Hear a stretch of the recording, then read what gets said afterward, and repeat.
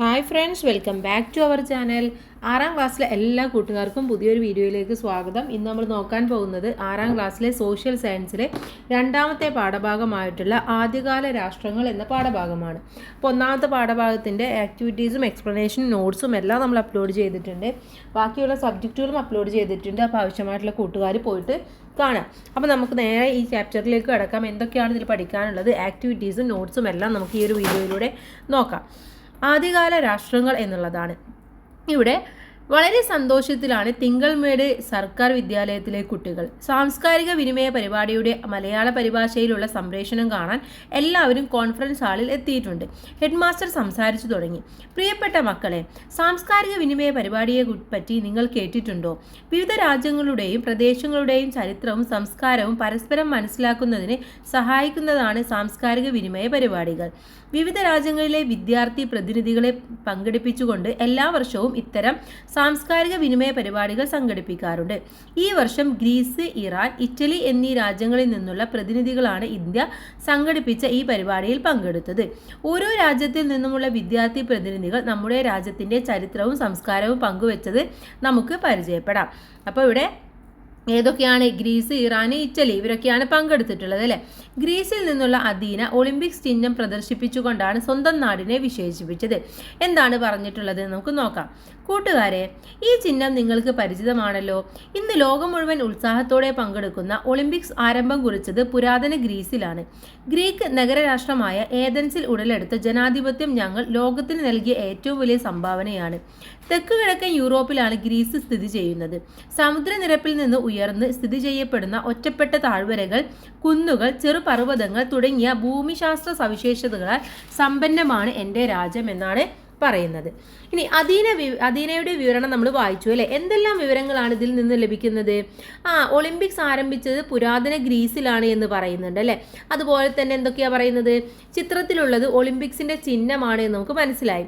ചിഹ്നത്തിലെ 5 വലയങ്ങൾ 5 ഭൂഖണ്ഡങ്ങളെ സൂചിപ്പിക്കുന്നു എന്നും മനസ്സിലായി. തെക്കുകിഴക്കൻ യൂറോപ്പിലെ ഒരു രാജ്യമാണ് ഗ്രീസ് എന്ന് പറയുന്നുണ്ട്. ആധുനിക ജനാധിപത്യത്തിന് തുടക്കം കുറിച്ചത് ഗ്രീസിലെ ഏതൻസ് എന്ന നഗര രാഷ്ട്രത്തിലാണ് എന്നും പറയുന്നുണ്ട്. അപ്പോൾ ഇത്തരം വിവരങ്ങളൊക്കെ നമുക്ക് അതിൽ നിന്നും കിട്ടുന്നുണ്ട്. ഇനി പുരാതന ഗ്രീസിനെ കുറിച്ച് കൂടുതൽ വിവരങ്ങൾ നമുക്ക് അന്വേഷിക്കാം. അതാണ് ഇനി പറയാൻ വേണ്ടി പോകുന്നത്.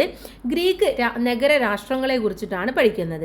പുരാതന ഗ്രീസിൽ ഗ്രാമങ്ങളായിരുന്ന പ്രധാന അധിവാസ കേന്ദ്രങ്ങൾ എന്ന് പറയുന്നത് ഗ്രാമങ്ങൾ ആയിരുന്നു. അപ്പോൾ കൃഷിയും കച്ചവടവും വികസിച്ചതോടെ നഗരങ്ങൾ രൂപം കൊണ്ടു. കാലക്രമേണ ഒരു നഗരവും ചുറ്റുമുള്ള കുറേ ഗ്രാമങ്ങളും ഒത്തുചേർന്ന് നഗര രാഷ്ട്രങ്ങളായി രൂപാന്തരം പ്രാപിക്കാൻ വേണ്ടി തുടങ്ങി. ഈ നഗര രാഷ്ട്രങ്ങളെയാണ് നമ്മൾ പോളിസ് എന്ന് പറയുന്നത്. ഓക്കെ, എന്താണ് പറയുന്നത്? പോളിസ് എന്ന് പറയുന്നത്. അപ്പോൾ എന്താണ്? ഒരു നഗരവും ചുറ്റുമുള്ള കുറേ നഗരങ്ങളും ഒത്തുചേർന്ന നഗര രാഷ്ട്രമാണ് പോളിസ് എന്ന് പറയുന്നത്. ഇനി ഭൂപടം 2.1 നിരീക്ഷിച്ച് പുരാതന ഗ്രീസിൽ നിലനിന്നിരുന്ന പ്രധാന നഗര രാഷ്ട്രങ്ങൾ ഏതൊക്കെയെന്ന് കണ്ടെത്താനാണ് പറയുന്നത്. ഇവിടെ നോക്കൂ, ഇതാണ് പുരാതന ഗ്രീസിലെ പ്രധാന നഗര രാഷ്ട്രങ്ങൾ എന്ന് പറയുന്നത്. ഇപ്പോൾ ഇവിടെ കൊടുത്തിട്ടുണ്ട് എന്താണ്? Thebes, Athens, Sparta, Corinth. Okay, അപ്പോൾ നമുക്കത് ഇവിടെ താഴെ ഒന്ന് എടുത്ത് എഴുതിയാൽ മതി. Thebes, Corinth, Athens, Sparta, Elis, Troy, Aegina, Eretria, Argos, Rhodes ഇതൊക്കെ എന്താണ്? പുരാതന ഗ്രീസിലെ പ്രധാന നഗരങ്ങളാണ്. അപ്പോൾ അതിൽ കൊടുത്തിട്ടുള്ളത് കുറച്ചാണ്. ടീച്ചർ കുറച്ചും കൂടെ തന്നിട്ടുണ്ട്. നിങ്ങൾക്ക് ഇഷ്ടമുള്ളത് എഴുതിയാൽ മാത്രം മതി. ഇനി കടലുകളോ ഉയർന്ന പർവ്വതങ്ങളോ പുരാതന ഗ്രീസിലെ ഈ നഗര രാഷ്ട്രങ്ങളെ തമ്മിൽ വേർതിരിച്ചിരിക്കുന്നു. അതിനാൽ ഓരോ നഗര രാഷ്ട്രവും ഒറ്റപ്പെട്ട നിലയിലായിരുന്നു ഉണ്ടായിരുന്നത്. കാരണം എന്താണ്? കടൽ കൊണ്ടോ പർവ്വതം കൊണ്ടോ ഇതിനൊക്കെ ആ നഗര രാഷ്ട്രങ്ങളിൽ നിന്ന് വേർതിരിക്കുകയാണ്. ഇക്കാരണത്താൽ ഒരു പൊതുഭരണ സംവിധാനം പുരാതന ഗ്രീസിൽ ഉണ്ടായിരുന്നില്ല. ഗ്രീസിലെ പ്രധാന നഗര രാഷ്ട്രങ്ങളായിരുന്നു ഏതൻസും സ്പാർട്ടയും എന്ന് പറയുന്നത്. അപ്പം ഏതൻസ് എന്ന് പറയുന്നത് എന്താണ്? ഏതൻസിനെ കുറിച്ചിട്ടാണ് ഇനി അടുത്തത് പറയുന്നത്. അപ്പോൾ അതിൻ്റെ മുന്നേ നമ്മളെടുത്ത് ചോദിച്ചിട്ടുണ്ട്, നിങ്ങളുടെ ക്ലാസ് ലീഡറെയും സ്കൂൾ ലീഡറെയും എങ്ങനെയാണ് തിരഞ്ഞെടുക്കുന്നത് എന്നുള്ളത് അല്ലേ. നിങ്ങൾ വോട്ട് ചെയ്തിട്ടാണ് അല്ലേ. കൂട്ടായ തീരുമാനത്തിലൂടെയാണോ വോട്ടെടുപ്പിലൂടെയാണോ എന്നാണ് ചോദിക്കുന്നത്. എങ്ങനെയാണ്? വോട്ടെടുപ്പിലൂടെയാണ് നമ്മൾ തിരഞ്ഞെടുക്കാറുള്ളത്. ഇപ്പോൾ ഒരാളെ ഉള്ളൂ എന്നുണ്ടെങ്കിൽ കൂട്ടായ തീരുമാനമാണെന്ന് നമുക്ക് പറയാം. അപ്പം ഇപ്രകാരം ഭരണാധികാരികളെ ജനങ്ങൾ തിരഞ്ഞെടുക്കുന്ന സംവിധാനത്തിന് നമ്മൾ പറയുന്ന പേരെന്താണ്? ജനാധിപത്യം എന്നാണ് പറയുന്നത്. ജനാധിപത്യം അല്ലെങ്കിൽ ഡെമോക്രസി. ജനാധിപത്യത്തിൻ്റെ ആദ്യ രൂപം ഉടലെടുത്തത് ഗ്രീക്ക് രാഷ്ട്രമായിട്ടുള്ള ഏതൻസിലാണ്. ഓക്കെ, ഭരണകർത്താക്കളെ തിരഞ്ഞെടുക്കുന്നതിലും നിയമനിർമ്മാണത്തിലും ഏതൻസിലെ എല്ലാ പുരുഷന്മാർക്കും പങ്കാളിത്തം ഉണ്ടായിരുന്നു. സ്ത്രീകൾ, അടിമകൾ, വിദേശികൾ തുടങ്ങിയവർക്ക് പൗരത്വ പദവി ഉണ്ടായിരുന്നില്ല. ഇനി പെരിക്ലിസിന്റെ കാലത്താണ് ഏതൻസിൽ ജനാധിപത്യം വിപുലമാകാൻ തുടങ്ങിയത്. ഏതൻസിലെ രാഷ്ട്രീയ സഭ അസംബ്ലി എന്നാണ് അറിയപ്പെട്ടിരുന്നത്. ഇനി ഏതൻസിന്റെ മറ്റു സവിശേഷതകൾ എന്തൊക്കെയാണെന്നാണ് പറയുന്നത്. ഒന്ന്, കലാ, സംസ്കാരം എന്നിവയ്ക്ക് പ്രാധാന്യം നൽകിയിരുന്ന വിദ്യാഭ്യാസ രീതിയായിരുന്നു അവിടെ ഉണ്ടായിരുന്നത്. ആൺകുട്ടികൾക്ക് 2 വർഷത്തെ നിർബന്ധിത സൈനിക സേവനവും അതുപോലെ ശക്തമായ കപ്പൽ പടയും സൈനിക വ്യൂഹവും അവിടെ ഉണ്ടായിരുന്നു. ഇനി ഏതൻസിലെ പൗരന്മാരെ കുറിച്ചിട്ട് ഇവിടെ പറയുന്നുണ്ട്. ഏതൻസിൽ എല്ലാവരെയും പൗരരായി പരിഗണിച്ചിരുന്നില്ല. ഒരു വ്യക്തിക്ക് പൗരത്വ പദവി ലഭിക്കണമെങ്കിൽ അയാൾ സ്വതന്ത്രനായ പുരുഷനായിരിക്കണം, രക്ഷകർത്താക്കൾ ഏതൻസുകാർ ആയിരിക്കണം. ഇങ്ങനെയുള്ള നിബന്ധനകൾ ഉണ്ടായിരുന്നു. അല്ലാതെ എല്ലാവർക്കും ഏതൻസിന്റെ പൗരത്വം കിട്ടില്ല. ഇനി എന്താണ് പെരിക്ലിസ്? ഏതൻസിലെ ശക്തനായ ഭരണാധികാരിയായിരുന്നു. പെരിക്ലിസിന്റെ ഭരണകാലത്താണ് ഏതൻസ് ഗ്രീക്ക് നഗരരാഷ്ട്രങ്ങളിൽ പ്രബലമായ സ്ഥാനം നേടിയെടുത്തത്. അധികാരം ഒരാൾ കേന്ദ്രീകരിക്കാതെ എല്ലാ ജനങ്ങൾക്കും പങ്കാളിത്തം ഉള്ളതാകണം എന്നായിരുന്നു പെരിക്ലിസിന്റെ ആശയം. അങ്ങനെയായിരുന്നു ജനാധിപത്യം എന്നുള്ളതിലേക്ക് അവർ വന്നത്. ഇനി താഴെ നമുക്ക് സ്പാർട്ടയെ കുറിച്ചിട്ടാണ് പറയുന്നത്. ഏതൻസിൽ നിന്നും വ്യത്യസ്തമായി പ്രഭുഭരണമാണ് സ്പാർട്ടയിൽ നിലനിന്നിരുന്നത്. പരമ്പരാഗത മൂല്യങ്ങൾക്കും സൈനിക പരിശീലനങ്ങൾക്കും മുൻതൂക്കമുള്ള വിദ്യാഭ്യാസ സമ്പ്രദായമായിരുന്നു ഇവിടെ ഉണ്ടായിരുന്നത്. ആൺകുട്ടികൾക്ക് 23 വർഷത്തെ സൈനിക സേവനം നിർബന്ധമായിരുന്നു. ഇനി ഏതൻസിന്റെയും സ്പാർട്ടയുടെയും സവിശേഷതകൾ സംഭാഷണത്തിൽ അവതരിപ്പിക്കും. ഞങ്ങളുടെ നാട് ജനാധിപത്യത്തിന്റെ ജന്മഗ്രഹമെന്നാണ് അറിയപ്പെടുന്നത്. ഏതാണ് അത്? ഏതൻസിനെ കുറിച്ചിട്ടാണ് അല്ലേ. ഇനി സ്പാർട്ടയെ കുറിച്ച് നമുക്ക് എന്ത് എഴുതാൻ വേണ്ടി പറ്റും? സ്പാർട്ടയെ കുറിച്ച് നമുക്ക് ഈ ഒരു പോയിന്റ് എഴുതാം അല്ലേ. പരമ്പരാഗത മൂല്യങ്ങൾക്കും സൈനിക പരിശീലനത്തിനും മുൻതൂക്കമുള്ള വിദ്യാഭ്യാസ സമ്പ്രദായമായിരുന്നു ഉണ്ടായിരുന്നത്. അപ്പോൾ ഇത് നമുക്ക് ഇവിടെ എടുത്ത് എഴുതാം. നമ്മുടെ സ്പാർട്ടയെ കുറിച്ചിട്ട് എഴുതാം. ഇനി ഗ്രീക്ക് രാഷ്ട്രങ്ങളുമായി ശത്രുതയിലായിരുന്ന പേർഷ്യൻ സാമ്രാജ്യത്തെ ഏതൻസിന്റെയും സ്പാർട്ടയുടെയും സംയുക്ത സൈന്യം ആക്രമിച്ചു കീഴടക്കി. ഈ യുദ്ധങ്ങളാണ് ഗ്രീക്കോ പേർഷ്യൻ യുദ്ധങ്ങൾ എന്ന് അറിയപ്പെടുന്നത്. എന്നാൽ പിൽക്കാലത്ത് ഏതൻസുമായി ശത്രുതയിലായ സ്പാർട്ടയുമായി സഖ്യത്തിലായിരുന്ന ചില നഗരരാഷ്ട്രങ്ങളും ചേർന്ന് ഏതൻസിനെ ആക്രമിച്ചു. പെലോപോനീഷ്യൻ യുദ്ധങ്ങൾ എന്നറിയപ്പെട്ട ഈ യുദ്ധത്തിൽ സ്പാർട്ട വിജയിക്കുകയാണ് ചെയ്തത്. ഇനി എന്താണ് മാരത്തൺ ഓട്ടം എന്ന് പറയുന്നുണ്ട്. നമ്മളൊക്കെ ഇപ്പോൾ മാരത്തൺ ഓട്ടം എന്ന് കേൾക്കാറുണ്ട് അല്ലേ. എന്താണത്? ഗ്രീക്കോ പേർഷ്യൻ യുദ്ധകാലത്ത് ഏതൻസിൽ നിന്ന് 26 മൈലുകൾക്കപ്പുറത്തുള്ള മാരത്തണിൽ വെച്ച് ഗ്രീക്കുകാരും പേർഷ്യക്കാരും ഏറ്റുമുട്ടി. യുദ്ധത്തിൽ ഗ്രീക്കുകാർ വിജയികളായി. വിജയവാർത്ത അറിയിക്കുന്നതിന് വേണ്ടി ഒരു സന്ദേശവാഹകനെ ഏതൻസിലേക്ക് അയച്ചു. അത്രയും ദൂരം ഓടിയെത്തി അയാൾ സന്തോഷത്തോടെ ആഹ്ലാദിക്കൂ, നമ്മൾ ജയിച്ചു എന്ന് ആർത്തു വിളിച്ചു. എന്നാൽ ദീർഘദൂരം ഓടിയതിൻ്റെ ഫലമായി അയാൾ അപ്പോൾ തന്നെ മരണപ്പെട്ടു. ഈ ഓട്ടത്തിൻ്റെ ഓർമ്മക്കായി ദീർഘദൂരം ഓട്ടത്തിന് മാരത്തൺ ഓട്ടം എന്ന് പേര് നൽകി. ഓക്കെ, അപ്പം അങ്ങനെയാണ് മാരത്തൺ ഓട്ടം എന്നുള്ളത് വന്നിട്ടുള്ളത്. ഇനി എന്താണ് ഹൈറോഡോട്ടസും തൂസിഡൈസും എന്ന് പറയുന്നുണ്ട്. അപ്പോൾ ഗ്രീക്കോ പേർഷ്യൻ യുദ്ധങ്ങളെ ഇതിവൃത്തമാക്കി രചിച്ച കൃതിയാണ് ദ ഹിസ്റ്ററീസ് എന്ന് പറയുന്നത്. ലോകത്തെ ആദ്യത്തെ ചരിത്ര കൃതിയാണിത്. ചരിത്രത്തിൻ്റെ പിതാവ് എന്നറിയപ്പെടുന്ന ഹെറോഡോട്ടസ് ആണ് ഈ കൃതി രചിച്ചിട്ടുള്ളത്. സ്പാർട്ടയും ഏതൻസും തമ്മിൽ നടന്ന പെലോപ്പിനീഷ്യൻ യുദ്ധങ്ങളുടെ ചരിത്രം രേഖപ്പെടുത്തിയത് തൂസിഡൈസ് എന്ന ചരിത്രകാരനാണ്. ഹിസ്റ്ററി ഓഫ് ദ പെലോപ്പോനീഷ്യൻ വാർ എന്നാണ് ആ ചരിത്രകൃതിയുടെ പേര് എന്ന് പറയുന്നത്. ഓക്കെ, ഇനി തത്വചിന്തകരെ, ഗ്രീക്കിലെ പ്രധാനമായിട്ടുള്ള തത്വചിന്തകരെ കുറിച്ചിട്ടാണ് പറയുന്നത്. ഗ്രീക്കിലെ ഫിലോസഫേഴ്സ് വളരെ ഇമ്പോർട്ടൻ്റ് ആണ്. നമ്മൾ ഏത് ഉയർന്ന ക്ലാസ്സിലേക്ക് പോകുമ്പോഴും നമ്മളൊരു കാര്യം പഠിക്കുമ്പോൾ അതിലൊക്കെ ഉണ്ടാകും ഗ്രീക്ക് ഫിലോസഫേഴ്സിനെ കുറിച്ച് പറയുന്നത്. അപ്പോൾ ആരാണ് ഇവർ, എന്തൊക്കെയാണ് ഇവർ ചെയ്തിട്ടുള്ളത് എന്നാണ് നമ്മൾ നോക്കുന്നത്. ലോകത്തെ സ്വാധീനിച്ച പ്രധാന ഗ്രീക്ക് തത്വചിന്തകരാണ് സോക്രട്ടീസ്, പ്ലേറ്റോ, അരിസ്റ്റോട്ടിൽ എന്നിവർ. അപ്പോൾ ആദ്യം സോക്രട്ടീസിനെ കുറിച്ചിട്ടാണ് പറയുന്നത്. അറിവാണ് നന്മ എന്ന തത്വത്തിന് പ്രാധാന്യം നൽകിയത് അവരാണ്. സംവാദ രീതി അഥവാ ഒരു സോക്രറ്റിക് മെത്തേഡിലൂടെ ആശയങ്ങൾ പ്രചരിപ്പിച്ചതും അദ്ദേഹമായിരുന്നു. അടുത്തത് പ്ലേറ്റോ ആണ്. സോക്രട്ടീസിന്റെ ശിഷ്യനായിരുന്നു ഈ പ്ലേറ്റോ എന്ന് പറയുന്നത്. അക്കാദമി എന്ന പഠന കേന്ദ്രം സ്ഥാപിച്ചത് ഇദ്ദേഹമാണ്.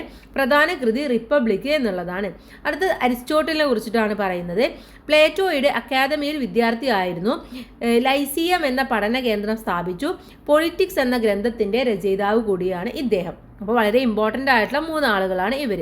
പുരാതന ഗ്രീക്ക് സംസ്കാരത്തെക്കുറിച്ച് നിങ്ങൾ വിവരങ്ങൾ ലഭിക്കുന്നത് ഹോമറിൻ്റെ ഇതിഹാസങ്ങളായ ഇലിയഡ്, ഒഡീസി എന്നിവയിൽ നിന്നാണ്. ഇലിയഡിലെ കുറച്ച് കാര്യങ്ങളാണ് പറയുന്നത്.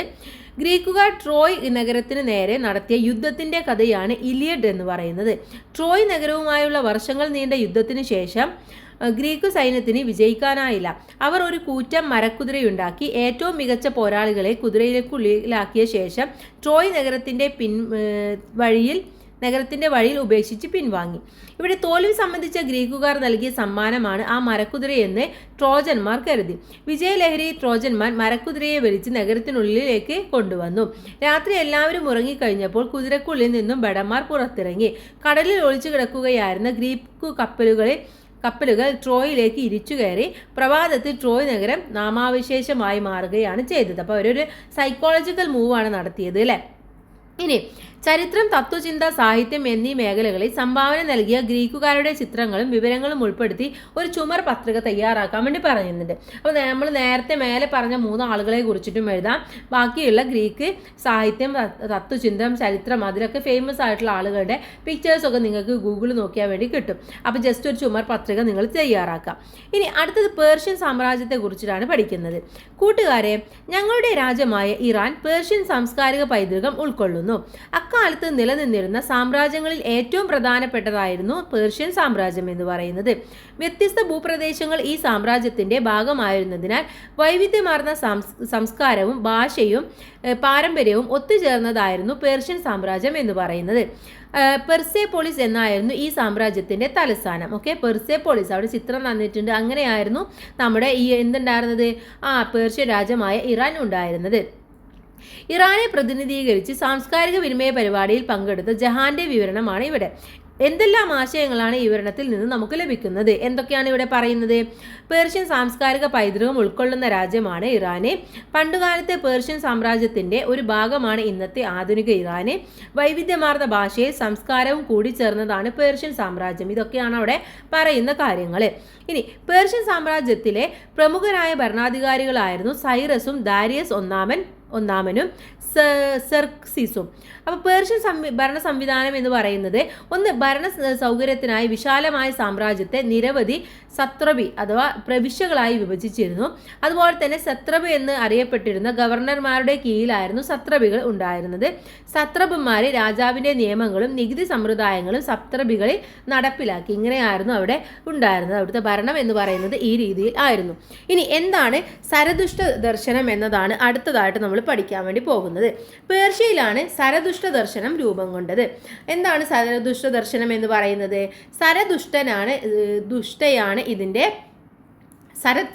തുഷ്ടയാണ് ഇതിൻ്റെ സ്ഥാപകന്. അപ്പോൾ അഹുരമസ്ത എന്ന് വിളിക്കപ്പെട്ട ഏകദൈവത്തിൽ വിശ്വസിച്ചിരുന്ന ആളുകളായിരുന്നു ഇവർ. മാത്രമല്ല ഇതിൻ്റെ മതഗ്രന്ഥത്തിൻ്റെ പേരവിടെ കൊടുത്തിട്ടുണ്ട്, സെൻഡ് അവസ്ഥ എന്നുള്ളതാണ്. ഓക്കെ, സെൻഡ് അവസ്ഥ ആയിരുന്നു മതഗ്രന്ഥം എന്ന് പറയുന്നത്. ഇനി ഇവിടെ ഒരു ചോദ്യം ചോദിച്ചിട്ടുണ്ട്. പേർഷ്യൻ സാമ്രാജ്യത്തിൻ്റെയും സംസ്കാരത്തിൻ്റെയും കുറിച്ച് ഒരു പ്രശ്നോത്തരി സംഘടിപ്പിക്കുന്നതിനുള്ള ചോദ്യങ്ങൾ തയ്യാറാക്കാനാണ് നമ്മളെടുത്ത് പറഞ്ഞിട്ടുള്ളത്. അപ്പോൾ നമുക്ക് എന്തൊക്കെ ചോദ്യങ്ങൾ ചോദിക്കാൻ വേണ്ടി പറ്റും? പേർഷ്യൻ സംസ്കാരം പ്രധാനമായും ഇന്നത്തെ ഏത് രാജ്യവുമായി ബന്ധപ്പെട്ടിരിക്കുന്നു എന്ന് ചോദിക്കാം അല്ലേ. അതുപോലെ പേർഷ്യൻ സാമ്രാജ്യത്തിൻ്റെ തലസ്ഥാനം ഏതാണ് എന്ന് ചോദിക്കാം. പേർഷ്യൻ രാജവംശത്തിൻ്റെ പ്രധാന ഭരണാധികാരികൾ ആരൊക്കെയായിരുന്നു? ആരായിരുന്നു സത്രബ് എന്ന പേരിൽ അറിയപ്പെട്ടിരുന്നത്? അതുപോലെ തന്നെ പേർഷ്യൻ സാമ്രാജ്യത്തിൻ്റെ പ്രവിശ്യകൾ അറിയപ്പെട്ടിരുന്നത് ഏത് പേരിലായിരുന്നു? പേർഷ്യയിൽ രൂപം കൊണ്ട ദർശനം ഏതാണ്? ഇത്തരം ചോദ്യങ്ങളൊക്കെ നിങ്ങൾക്ക് ഈ പ്രശ്നോത്തരിക്ക് വേണ്ടി ചോദിക്കാവുന്നതാണ്. ഇനി അടുത്തത് റോമൻ സാമ്രാജ്യത്തെ കുറിച്ചിട്ടാണ് അടുത്തതായിട്ട് നമ്മൾ പറയുന്നത്. ഹായ് കൂട്ടുകാരെ, എൻ്റെ പേര് എലീന. എൻ്റെ നാടായ ഇറ്റലി റോമാ സാമ്രാജ്യത്തിൻ്റെ ഭാഗമായിരുന്നു. പാശ്ചാത്യ നാഗരികതയുടെ ജന്മസ്ഥലമാണ് റോമോ നഗരം കണക്കാക്കപ്പെടുന്നത്. എല്ലാ പാതകളും റോമിലേക്ക് എന്ന പ്രയോഗം തന്നെ ഈ സാമ്രാജ്യത്തിൻ്റെ പ്രാധാന്യം സൂചിപ്പിക്കുന്ന ഒരു സംഭവം തന്നെയാണല്ലേ. ഇനി ആദ്യകാലത്ത് റോമിൽ രാജഭരണമായിരുന്നു നിലനിന്നിരുന്നത്. എന്നാൽ കാലക്രമത്തിൽ പ്രജാതൽപരർ അല്ലാത്ത ഭരണാധികാരികൾക്കെതിരെ കലാപങ്ങൾ ഉയർന്നു വരികയും BCE 6-ാം നൂറ്റാണ്ടിൽ രാജഭരണം അവസാനിക്കുകയും ചെയ്തു. തുടർന്ന് റിപ്പബ്ലിക് എന്ന പുതിയൊരു ഭരണ സംവിധാനം റോമിൽ നിലവിൽ വന്നു. പുരാതന റോമിൻ്റെ ചരിത്രത്തിലെ പ്രധാന വഴിത്തിരിവായിരുന്നു ഈ ഒരു റിപ്പബ്ലിക്കിൻ്റെ ഉദയം എന്ന് പറയുന്നത്. അപ്പോൾ ഇതാണ് നമുക്ക് റോമിനെ കുറിച്ച് പറയാനുള്ള കാര്യങ്ങൾ എന്ന് പറയുന്നത്. ഇനി നമുക്ക് നോക്കാം ഇതിന് താഴെയായിട്ട് പുരാതന റോമിനെ കുറിച്ച് എലീന നൽകിയ വിവരണത്തിൽ നിന്ന് ലഭിച്ച വിവരങ്ങൾ കുറിക്കൂ. എന്തൊക്കെയാണ് പറഞ്ഞത്? ഒന്ന്, പാശ്ചാത്യ നാഗരികതയുടെ ജന്മസ്ഥലമായി റോമോ നഗരം കാണപ്പെടുന്നു. അതുപോലെ തന്നെ രാജഭരണമായിരുന്നു ആദ്യകാലത്ത് റോമിൽ നിലനിന്നിരുന്നത് എന്ന് നമുക്ക് മനസ്സിലായി. BCE 6-ാം നൂറ്റാണ്ടിലൂടെ രാജഭരണം അവസാനിക്കുകയും റിപ്പബ്ലിക് എന്ന പുതിയ ഒരു ഭരണ സംവിധാനം നിലവിൽ വരികയും ചെയ്തു. ഇതൊക്കെയാണ് നമുക്ക് അതിലൂടെ മനസ്സിലായ കാര്യങ്ങൾ. ഇനി റിപ്പബ്ലിക്കൻ ഭരണ സംവിധാനത്തിൽ രാജാവിന് പകരം കോൺസൽ എന്നറിയപ്പെട്ടിരുന്ന തിരഞ്ഞെടുക്കപ്പെട്ട ഉദ്യോഗസ്ഥരായിരുന്നു ഭരണ ചുമതല. BCE 1-ാം നൂറ്റാണ്ടിൽ റോമൻ റിപ്പബ്ലിക്കിന്റെ കോൺസൽ പദവി വഹിച്ചിരുന്ന ജൂലിയസ് സീസർ റിപ്പബ്ലിക്കൻ ഭരണരീതി അവസാനിപ്പിച്ച് ഏകാധിപതിയായി അധികാരം കൈയടക്കി. അപ്പോൾ ജൂലിയസ് സീസറുടെ ഫോട്ടോ ഒക്കെ കൊടുത്തിട്ടുണ്ട് അല്ലേ. അതിനുശേഷം എന്താണ് സംഭവിച്ചത്? അഗസ്റ്റസിന്റെ ഭരണകാലത്താണ് റോമൻ റിപ്പബ്ലിക് പൂർണ്ണമായും റോമ സാമ്രാജ്യത്തിലേക്ക് മാറിയത്. ഇതോടെ ചക്രവർത്തി പരമോന്നത ഭരണാധികാരിയായിട്ട് മാറുകയും ചെയ്തു. ഇനി റോമൻ സാമ്രാജ്യത്തിന്റെ സവിശേഷതകളാണ് അവിടെ പറയുന്നത്. ഒന്ന്, യൂറോപ്പ്, വടക്ക് ആഫ്രിക്കൻ, പടിഞ്ഞാറൻ ഏഷ്യ എന്നിവിടങ്ങളിൽ വ്യാപിച്ചിരുന്ന വിശാലമായ ഒരു സാമ്രാജ്യമായിരുന്നു. റോമൻ ചക്രവർത്തിമാരെ പ്രിൻസബ് അഥവാ പ്രഥമ പൗരർ എന്ന് അറിയപ്പെട്ടു. പ്രിൻസബ് തലവനായ റോമൻ ഭരണ സംവിധാനം പ്രിൻസിപ്പേറ്റ് എന്നറിയപ്പെട്ടു. അഗസ്റ്റനാണ് പ്രിൻസിപ്പേറ്റ് ഭരണ സംവിധാനം സ്ഥാപിച്ചത്. വേതനം കൈപ്പറ്റി സേവനം ചെയ്ത ശക്തമായ സൈന്യം ഉണ്ടായിരുന്നു അവർക്കിടയിൽ റോമൻ സാമ്രാജ്യത്തിന്. ഇനി റോമിന്റെ സാംസ്കാരിക സംഭാവനകൾ എന്തൊക്കെയാണ്? ഭാഷ, സാഹിത്യം, കല, നഗരാസൂത്രണം തുടങ്ങിയ മേഖലകളിലെല്ലാം റോമിന്റെ സംഭാവനകൾ നിലനിൽക്കുന്നുണ്ട്.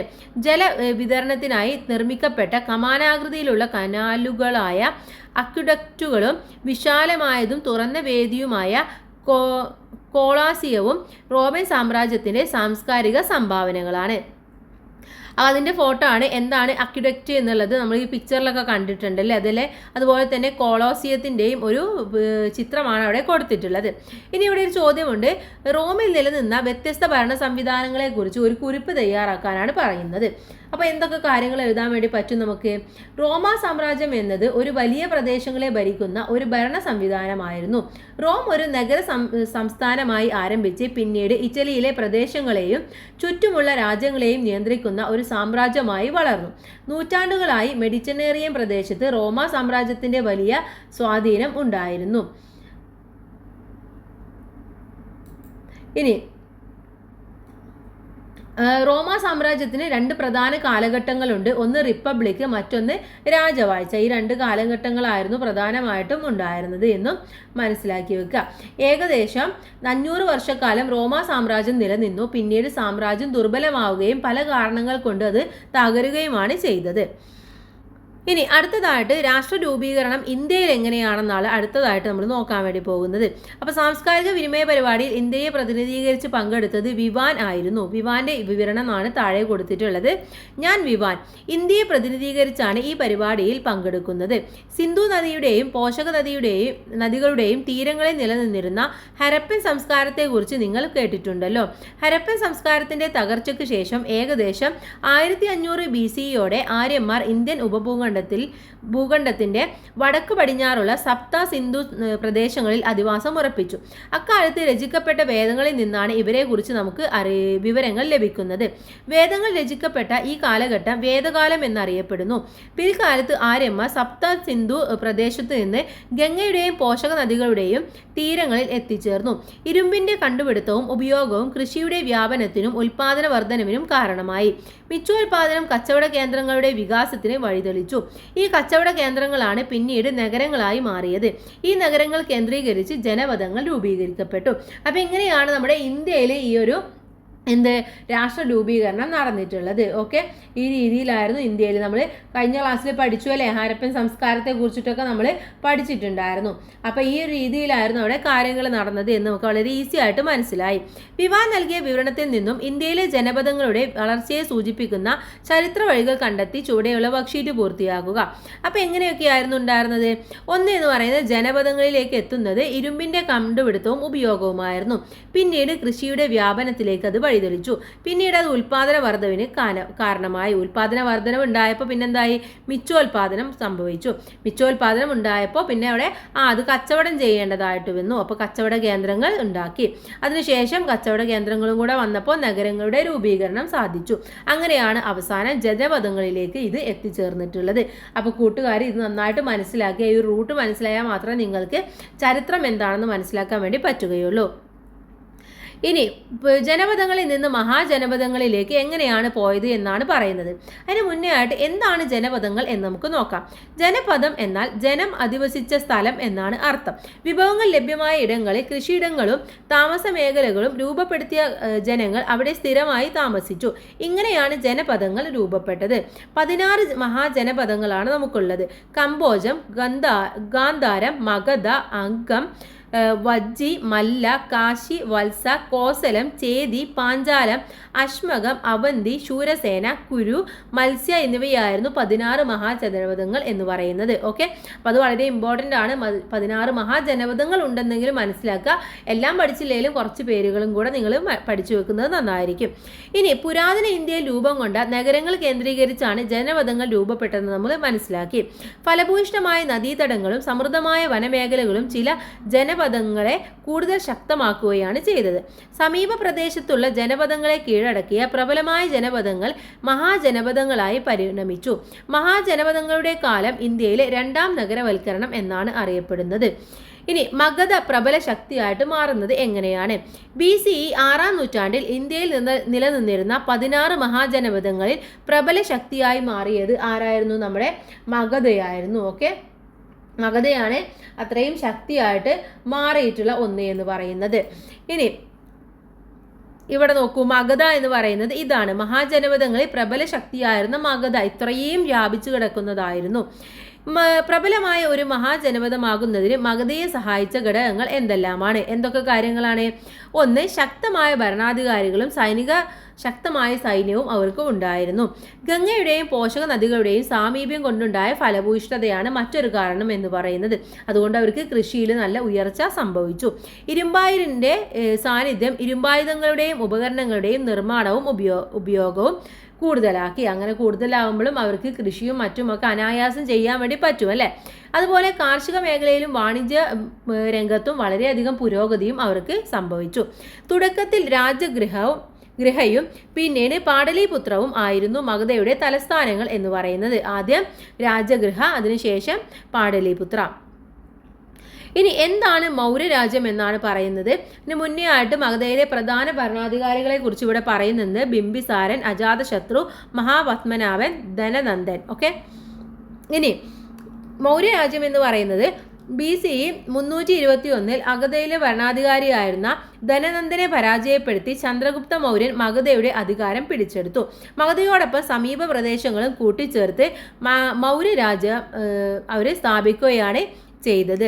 ചന്ദ്രഗുപ്ത മൗര്യനാണ് മഗധയെ വിശാലമായ മൗര്യരാജ്യമാക്കി മാറ്റാനും മികച്ചൊരു ഭരണ സംവിധാനം രൂപപ്പെടുത്താനും ചന്ദ്രഗുപ്ത മൗര്യനെ സഹായിച്ചത്. അദ്ദേഹത്തിന്റെ മന്ത്രിയായിരുന്ന കൗടില്യൻ അഥവാ ചാണക്യൻ ആയിരുന്നു. ഇനി മൗര്യ രാജ്യത്തിലെ മികച്ച ഭരണാധികാരി എന്ന് പറയുന്നത് അശോകനായിരുന്നു. കാശ്മീരും കലിംഗവും അഥവാ ഇന്നത്തെ ഒഡീഷയുടെ കടലോര പ്രദേശവുമായിരുന്നു. ആ രാജ്യത്തിൻ്റെ വിസ്തൃതി അവർ വ്യാപിപ്പിക്കുകയാണ് ചെയ്തത്. ഇപ്പോൾ ഭൂപടത്തിൽ നിന്നും നമുക്ക് മനസ്സിലാക്കാൻ പറ്റും എത്രയാണ് അവർ വ്യാപിപ്പിച്ചത് എന്നുള്ളത്. നോക്കൂ, ഏകദേശം ഇതെല്ലാം അവർ വ്യാപിപ്പിച്ച ഭരണ പ്രദേശങ്ങളായിരുന്നു. ഇത്രയും ആയിരുന്നു അവർ വ്യാപിപ്പിച്ചിട്ടുണ്ടായിരുന്നത്. ഇതൊക്കെ അശോകന്റെ ഭരണകാലത്തുള്ള മൗര്യരാജ്യം ആണ്. ഇനി ഇവിടെ ഒരു ഒരു കാര്യം പറയുന്നുണ്ട്. കൗടില്യന്റെ അർത്ഥശാസ്ത്രത്തെക്കുറിച്ച് പറയുന്നുണ്ട്. മൗര്യരാജ്യത്തെക്കുറിച്ച് നമുക്ക് വിവരങ്ങൾ ലഭിക്കുന്നത് കൗടില്യന്റെ രചിച്ച അർത്ഥശാസ്ത്രത്തിൽ നിന്നാണ്. രാജാവ് ഭരണം നടത്തേണ്ടതും രാജ്യവിസ്തൃതി വർദ്ധിപ്പിക്കേണ്ടതും എങ്ങനെയാണെന്ന് ഈ കൃതികളിൽ വ്യക്തമായിട്ട് വിവരിക്കുന്നുണ്ട്. രാജ്യത്തെ ആക്രമണങ്ങളിൽ നിന്ന് രക്ഷിക്കേണ്ട വിധം നികുതി ഈടാക്കൽ എന്നിവയെക്കുറിച്ചെല്ലാം വിശദമായ വിവരങ്ങൾ നൽകുന്ന ഗ്രന്ഥമാണിത്. അപ്പോൾ ഇതിൽ നിന്നൊക്കെയാണ് നമുക്ക് ഈ മൗര്യ രാജ്യത്തെ കുറിച്ചിട്ടും എങ്ങനെയാണ് ഇതൊക്കെ അവർ വ്യാപിപ്പിച്ചത് എന്നതിനെ കുറിച്ചിട്ടൊക്കെ മനസ്സിലാക്കാൻ വേണ്ടി പറ്റുന്നത്. ഇനി അടുത്തതിൽ ചോദ്യം വരുന്നത്, മഹാജനപദമായിരുന്ന മഗധ ശക്തമായ മൗര്യ രാജ്യമായി വളർന്നത് എങ്ങനെയെന്ന് ചർച്ച ചെയ്ത് കുറിപ്പ് തയ്യാറാക്കാനാണ് പറയുന്നത്. എങ്ങനെയാണ്? നമ്മൾ നേരത്തെ പറഞ്ഞ കാര്യങ്ങൾ തന്നെയാണ്. ജസ്റ്റ് ഒന്ന് ഒരു പാരഗ്രാഫാക്കി എഴുതിയാൽ മാത്രം മതി. പ്രധാനമായും ഇരുമ്പിന്റെ ഇരുമ്പിൻ്റെ കണ്ടെത്തലും നിർമ്മാണവുമാണ് മഗധയുടെ വളർച്ചയ്ക്ക് കാരണമായി തീർന്നത്. ഇരുമ്പിൻ്റെ കണ്ടെത്തൽ വൻതോതിലുള്ള കാർഷിക ഉപകരണങ്ങളുടെ നിർമ്മാണത്തിന് വഴിയൊരുക്കി. രണ്ടാമതായി സൈന്യത്തിൻ്റെ ശക്തി വർദ്ധിപ്പിക്കുന്നതിന് ഇരുമ്പ് ഏറെ സഹായകരമാവുകയും ചെയ്തു. യുദ്ധോപകരണങ്ങളുടെ നിർമ്മാണത്തിലൂടെ മറ്റു മഹാജനപദങ്ങളുടെ മേൽ ആധിപത്യം സ്ഥാപിക്കാൻ മഗധയ്ക്ക് കഴിഞ്ഞു. വാണിജ്യ ആവശ്യത്തിനും സൈനിക ആവശ്യത്തിനും വാഹനങ്ങൾ, വഞ്ചികൾ എന്നിവ വ്യാപകമായി നിർമ്മിക്കപ്പെട്ടു. പ്രധാനമായും ചന്ദ്രഗുപ്ത മൗര്യൻ എന്ന രാജാവും കൗടില്യൻ എന്ന മന്ത്രിയുടെ നയങ്ങളും മൗര്യ രാജവംശം കൂടുതൽ ശക്തമായ സാമ്രാജ്യമാകുന്നതിന് കാരണമാവുകയാണ് ചെയ്തത്. ഓക്കെ, ഇനി അടുത്തത് പ്രാചീന ഇന്ത്യയിലെ ദർശനങ്ങളെ കുറിച്ചിട്ടാണ് പറയുന്നത്. പ്രാചീന ഇന്ത്യയിലുണ്ടായ ആദ്യകാല രാഷ്ട്ര രൂപീകരണം നാം കണ്ടല്ലോ. ഇനി ഇക്കാലഘട്ടത്തിൽ രൂപം കൊണ്ട ചില ദർശനങ്ങളെ നമുക്ക് പരിചയപ്പെടാം. ഒന്നെന്ന് പറയുന്നത് ജൈനമതത്തെ കുറിച്ചിട്ടാണ്. BCE 6-ാം നൂറ്റാണ്ടിൽ ഇന്ത്യയിൽ രൂപം കൊണ്ട ദർശനമായിരുന്നു ജൈനമതം. വർദ്ധമാന മഹാവീരനാണ് ജൈനമതം പ്രചരിപ്പിച്ചത്. ജൈനമതത്തിലെ 24-ാമത്തെ തീർത്ഥങ്കരനായിരുന്നു വർദ്ധമാന മഹാവീരൻ. ലൗകിക സുഖങ്ങളെ കീഴടക്കിയവൻ എന്ന അർത്ഥം വരുന്ന ജിനൻ എന്നും അദ്ദേഹം അറിയപ്പെടുന്നു. ലൗകിക സുഖങ്ങൾ എന്ന് പറഞ്ഞാൽ ഈ ഭൂമിയിലുള്ള സുഖങ്ങളെല്ലാം ഇല്ലാതാക്കുന്ന ആ ഒരു കീഴടക്കുക എന്നുള്ളതായിരുന്നു അദ്ദേഹത്തിൻ്റെ, ഇല്ലാതാക്കല കീഴടക്കുക, അതിനൊക്കെ അടിമപ്പെടുക എന്നുള്ള രീതിയിലായിരുന്നു അദ്ദേഹം ഉണ്ടായിരുന്നത്. ഇനി എന്തൊക്കെയായിരുന്നു ജൈനമത ആശയങ്ങൾ എന്ന് പറയുന്നത്?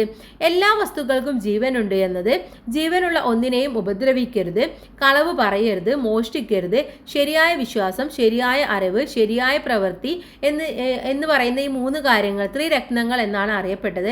ഇത് അനുഷ്ഠിക്കുക എന്നതായിരുന്നു മെയിനായിട്ടും അവർക്ക് ഉണ്ടായിരുന്നത്. അപ്പോൾ ഈ ത്രിരത്നങ്ങൾ അനുഷ്ഠിച്ചു പോരുന്നവരായിരുന്നു അവരുടെ മെയിനായിട്ടുള്ള ആളുകൾ എന്ന് പറയുന്നത്. ഇനി എന്താണ് തീർത്ഥങ്കരൻ എന്ന് പറഞ്ഞാൽ? സന്യാസത്തിലൂടെ ജ്ഞാനം നേടിയവൻ എന്നാണ് തീർത്ഥങ്കരൻ എന്ന വാക്കിന്റെ അർത്ഥം. ജൈനമത വിശ്വാസപ്രകാരം 24 തീർത്ഥങ്കരന്മാരായിരുന്നു ഉണ്ടായിരുന്നത്. ഇനി അടുത്തത് ബുദ്ധമതത്തെ കുറിച്ചിട്ടാണ് പറയുന്നത്. പ്രാചീന ഇന്ത്യയിൽ രൂപം കൊണ്ട മറ്റൊരു പ്രധാന ദർശനമായിരുന്നു ബുദ്ധമതം. ഗൗതമ ബുദ്ധനാണ് ബുദ്ധമതം സ്ഥാപിച്ചത്. സിദ്ധാർത്ഥൻ എന്നായിരുന്നു അദ്ദേഹത്തിന്റെ യഥാർത്ഥ പേര്. ബീഹാറിലെ ബോധ്ഗയയിൽ വെച്ച് ജ്ഞാനോദയം നേടിയ അദ്ദേഹം ഗൗതമ ബുദ്ധൻ എന്ന് അറിയപ്പെട്ടു. ഇനി ബുദ്ധമതത്തിന് പ്രധാനമായിട്ടും 4 ആശയങ്ങളാണുള്ളത്. ഒന്ന്, ഹിംസിക്കാതിരിക്കുക, കളവ് പറയാതിരിക്കുക, സത്യസന്ധത പുലർത്തുക, അന്യരുടെ സ്വത്ത് ആഗ്രഹിക്കാതിരിക്കുക. ഈ 4 കാര്യങ്ങളായിരുന്നു ബുദ്ധമതത്തിലെ ആളുകൾ ഫോളോ ചെയ്തിരുന്നത്. ഇനി ജൈനമതത്തിൻ്റെയും ബുദ്ധമതത്തിൻ്റെയും ആശയങ്ങളുടെ പൊതു സവിശേഷതകൾ വിശകലനം ചെയ്യുക. എന്തൊക്കെയാണ് പൊതു സവിശേഷതകളായിട്ട് പറയാൻ പറ്റുന്നത്? BC 6-ാം നൂറ്റാണ്ടോടെ ഇന്ത്യയിൽ ഉദയം ചെയ്ത 2 മതങ്ങളായിരുന്നു ബുദ്ധമതവും ജൈനമതവും. ബുദ്ധമതത്തിന്റെ സ്ഥാപകൻ ഗൗതമ ബുദ്ധനും ജൈനമതത്തിന്റെ സ്ഥാപകൻ വർദ്ധമാന മഹാവീരനും ആയിരുന്നു.